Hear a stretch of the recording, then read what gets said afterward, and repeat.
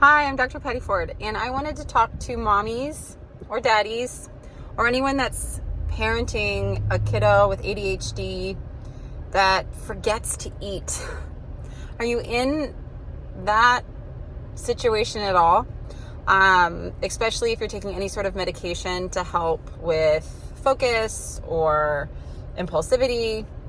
There is a disconnect with the mind and the body when it comes to hunger and fullness cues, especially within kids who are navigating ADHD. Sometimes food can be annoying.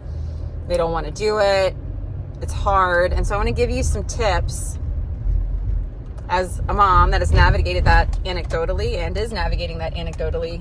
Also, some evidence-based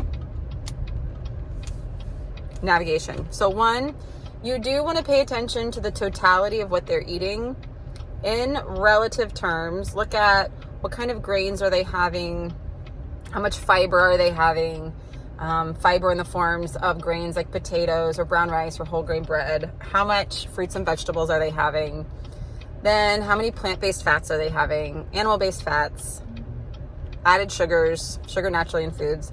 Typically with ADHD, you use something at an excessive amount of rate called glutamate. It is the uptake of glutamate in neurodivergent brains is so much faster than neurotypical.